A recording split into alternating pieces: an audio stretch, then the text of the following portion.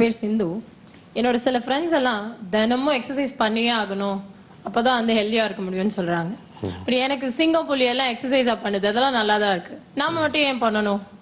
இது எனக்கு எப்பவுமே உள்ள ஒரு கேள்வி. அதுக்கு அதாவது மனித இனமும் இயற்கை தான் சொல்றீங்க, விலங்கினமும் இயற்கை தான் சொல்றீங்க.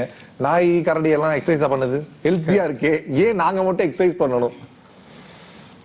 ஒரு நாயோ ஒரு சிங்கமோ கரடியோ காலையில தண்ணி குடிக்கணும்னா ஒரு 10 மைல் நடக்குது. காலையில சாப்பிடணும்னா அது ஒரு 20 மைல் ஓடுது. ஓகே, சட்டை துணி போடுறது இல்லை.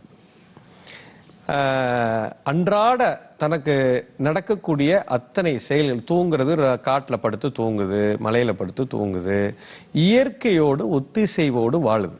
அப்ப அது மாதிரி வாழும் பொழுது அதனுடைய உடல் கூறுகள் சரியாக இயங்குகிறது.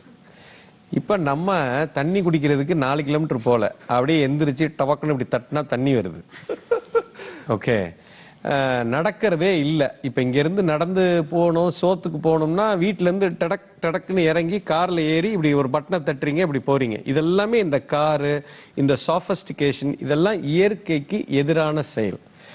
இயற்கைக்கு எதிரான செயல்னா அப்ப கார் வச்சுக்க கூடாதா, பைக் வச்சுக்க கூடாதா இப்படின்னா அந்த மாதிரி கேள்வி இல்லை. இப்போ காலை பயன்படுத்துவது குறைந்து விட்டது. இப்ப தண்ணி எடுக்கிறதுக்கு காட்டுல நீங்க போய் நடந்து போயிட்டு வந்தீங்கன்னா அப்ப உடல் வேலை செய்கிறது, உடல் உழைப்பு நடக்கிறது. அப்ப அந்த உடல் உழைப்பு இல்லாம போயிடுச்சு. அந்த காலத்துல தாத்தா பாட்டி எல்லாம் தண்ணி எடுக்கிறதுக்கு ஆத்தங்கரைக்கு, குளத்தங்கரைக்கு, கம்மாய்க்கு போயிட்டு வந்தாங்க, ஆரோக்கியமா இருந்தாங்க. இப்ப யாருக்கும் போறதில்லை. ஒரு பட்டனை தட்டினா தண்ணி வருது. துணி துவைக்கிறது 1000 தடவை இப்படி அடிச்சாங்க. இன்னைக்கு ஒரு பட்டனை தட்டினா துவைச்சே அதுவே மடிச்செல்லாம் வச்சிருக்காங்க. ஓகே, இப்ப அன்னைக்கு ஒரு இட்லி வேணும்னா 100 தடவை இப்படி சுத்துனாங்க. இன்னைக்கு ஒரு பட்டனை தட்டுறாங்க, மாவு அதை அரைச்சு கொடுத்துருது. இப்ப மாவாவே அரைச்சு வீட்டுக்கு வந்துருது.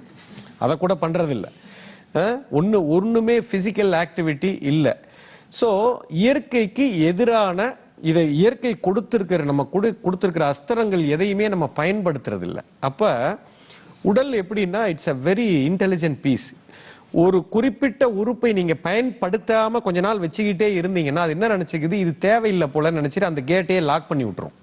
இப்ப காலை நடக்காமலே நீங்க இந்த இடத்துல உட்கார்ந்து இருந்தேன் அடுத்த 6 மாசத்துக்குன்னா 6 மாசம் கழிச்சு உங்களால நடக்கவே முடியாது. ஏன்னா கால் என்ன முடிவு பண்ணிடுச்சுன்னா இவன் நடக்க போறது இல்லைன்னு நினைச்சு அதுக்கு அனுப்பக்கூடிய சக்தி ஓட்டத்தை எல்லாம் நிறுத்திடும். ஏன்னா it has got body intelligence பேர்.